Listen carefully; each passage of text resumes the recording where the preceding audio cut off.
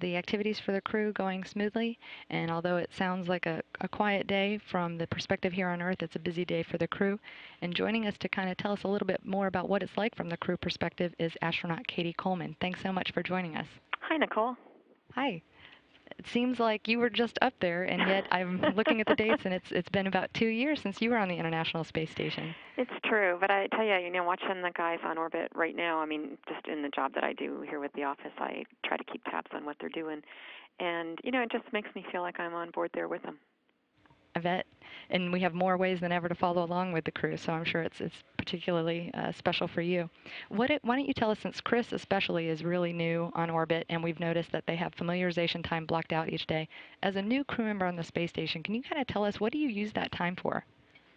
Well, there's just all sorts of things you only have to kind of find once or do once. It's just things like when we exercise, we use a data card that is going to, keep track of all the exercise that we do, and you have to go unstow a new card and format it and stick it in the machine and, and download your protocol so that you know what to do. I mean, there's some things like that. They spend a good deal of the beginning time just getting all their stuff. I mean, we packed that stuff probably, I don't know, close to a year before we left, maybe a year and a half. Somebody asked me, okay, so how many shirts, how many pants? And so just kind of going through your stuff and figuring out what's there and how to organize it. That's some of that kind of time. But also, during most of that time, somebody else on the station who's already there, like Chris Hadfield or Tom Marshburn, is taking Chris around and saying, hey, okay, so I'm working on this today, and when we do this, this is the tricky part right here. It's all those things that, like if it's, Christmas Eve and you're trying to put complicated Christmas presents together. I mean, if there was somebody there right next to you that showed you, oh, this is the tricky part and this has to go under that and you have to put this together first, that's all actually written in the instructions if you read them, which we do. But it's easier if somebody shows you. So a lot of that is kind of show me time. Right, I'm sure it's invaluable for a new crew member up on the space station. Absolutely. We actually had somebody going up who wasn't going to have much time with the prior crew. There was a short handover, and we developed a cool technique of using videos down here on the ground.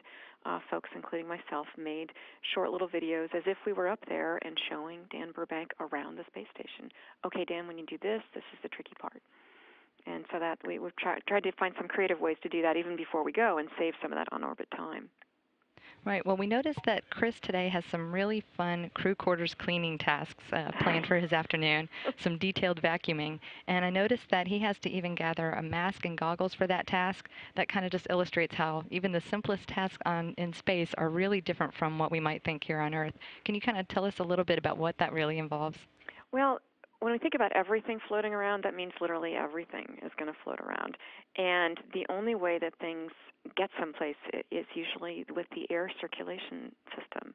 So we've got literally air conditioning, heating, and it's air that's going to flow, in one place and out another. And often when it's flowing into the system, there's a screen there to keep, anything that's been floating around the cabin from going through there as well. And there are certain places around the space station that we understand, given the airflow, that is where we're going to find the things that we lost, even when we don't know that we lost them. It's your flashlight and your pencil or your clipboard, or in my case, I actually did misplace my flute one time up there and found it on one of those vents. Well, in the crew quarters, we have a number of different vents that make sure that the air that we're breathing in the crew quarters is really clean. And they have really fine filters on them. And once every long while, we actually take that whole crew quarters apart and vacuum those places where the lint and the dust and even just, it sounds terrible, but dead skin and just the little pieces of stuff, those are all collected and they're not going into the crew quarters. Well, Chris is going to take that thing apart and vacuum all that dust up. And vacuuming is really the only way to clean things up that are small and particulate. It's amazing. It's, just these human factor types of things that we don't think about here on Earth that really are important up there. It's true. We spent a lot of time just talking about what are the best kinds of vacuum cleaner adapters, because there is a lot of dust and dirt that maybe ends up on the vents, but also can sort of cling just to the walls and to pieces of equipment through static electricity. And the only way to get them off is to have the vacuum kind of directly interface with them. So we talk a lot about what attachments we want to have on hand up there to be really effective at cleaning. Well, I know cleaning and keeping the surfaces all very clean is an important priority. In fact, on the weekends, you guys have time designated for housekeeping. Can you tell us a little bit about what that involves? Is it the same every week, and is it a pretty routine, similar to what we would be doing here at home on the weekends? It is very much like doing chores, and we divide the space station up kind of geographically usually, and that way, you know your jobs and you can do them each week. A lot of it does involve vacuuming, where we're going to go to the vents where we know stuff collects all the time and clean those off so that the airflow isn't clogged. And then we're also going to go to some vents that, they don't get clogged as much because they're further into the system, and chances are they're harder to get to. We have to maybe unscrew a panel and go back there and find it and get to the vent. And, we might do some every month. We might do some, there's a lot that we do every single week. And even just kind of just cleaning up around there, finding stuff that maybe I'm doing an experiment and I sit something, Velcro something to the wall next to that experiment that I needed, maybe even just a timer or something like that. This once a week time is time to go, oh, wait a minute, that should actually be with all the timers. So it's a way just to get the space station in order, and it's really actually kind of fun because we get to fly everywhere up there. I used to have the Japanese module as my place that I cleaned, and you've got like the vacuum cleaner. You're just kind of holding on to that, and often actually right between your legs between your feet is the easiest place to keep that vacuum cleaner.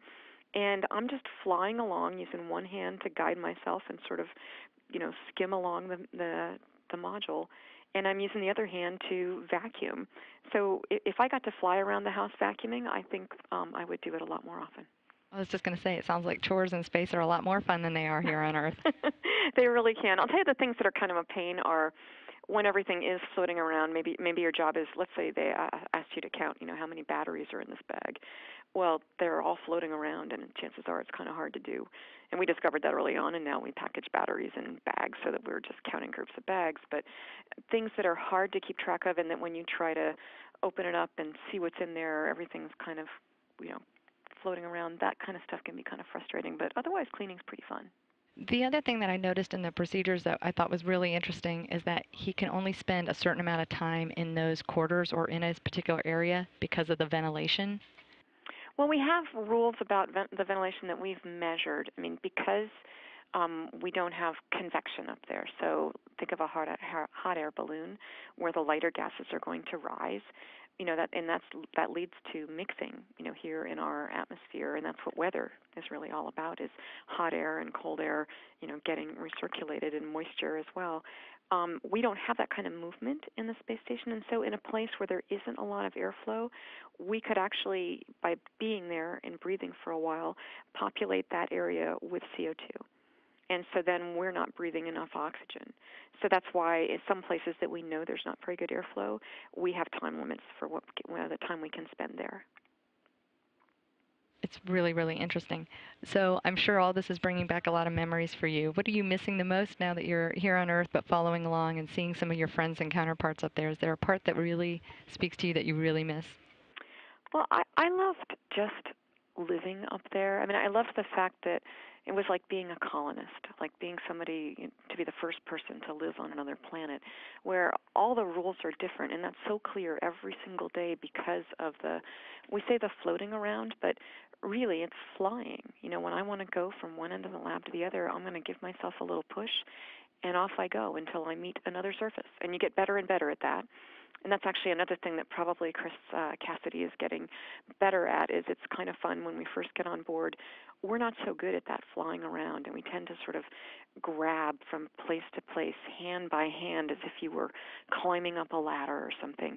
And after we get better at it, we're just using a finger or two to redirect ourselves and fly off in another direction on the space station. And that also means that we probably knock less stuff off the walls and are less clumsy after a little while. And it's as a new person, you're just trying to get better at moving around. But I did just love living up there and just waking up in the morning and flying, down to the Node 3, brushing my teeth, going to the bathroom, all those things, and reporting for our conference every morning. And then just starting the work of the day. And I miss making some of that work happen because I think it's really important work that we do up there. Wow. Well, we know it's It's nice when you can't be there. At least you have close friends doing it. And speaking of supporting them, you've moved on to a different job now within the astronaut office. You're still in the Corps. What is your job nowadays? Now that you've kind of completed your post-flight and the debriefs? Well, we're all in line, wishing to fly again, but that line is pretty long. And in the meantime, it's really my job to help make sure that other crew members are ready, and specifically for these visiting vehicles, these new commercial, made by our commercial partners, supply ships that come up and get grabbed by the robotic arm. I was the second person to do that on orbit, and it's a pretty exciting event when you've got, the space station going at 17,500 miles an hour, and then right alongside it, driving on the same highway, is this supply ship, and you are going to use the controls of the robotic arm to reach out and capture that thing, and hopefully not sort of tip it, or hit it such that it's going to go away from the space station or even worse, towards the space station. So it's a pretty critical operation. And then just attaching that to the space station, unloading the supplies, packing trash or things that need to come back to Earth, back into that ship. So I've done that operation on orbit, and now I get to kind of be the mother of supply ships and make sure that the ground understands what the crew might be doing up there, and that the crew understands, how all that works, and when they say something, what that really means on the ground. It's pretty fun. Absolutely. I think it's invaluable to, for them to have your perspective in that role, and we certainly hope you get to fly again. But we know you're really busy and really appreciate you taking the time to kind of share with us a little bit of the perspective of what the crew's experiencing now. Hey, it's no problem. Let me just tell you real quick, Nicole, that actually the newest supply ship, that's one that I'm in charge of, is called Cygnus. It's by the Orbital Sciences Company, and that has its first test launch, not coming to the space station, but just a test launch next week, which is really exciting. And it should be coming to the space station just a few months after that. So we're pretty busy down here getting ready for that, but it's a pretty exciting time with these new commercial partners. Absolutely. Thank you so very much. Hey, thank you, Nicole. It's nice to talk to you. Take care. You too. And a reminder, you can follow Katie on Twitter at @astro_Katie. And of course, explore more about the life on the International Space Station on our website at www.nasa.gov/station, where you can find the timelines, you can listen to the real-time audio and see video. Lots of resources there for you to learn more about what it's like in a day in the life for the astronauts.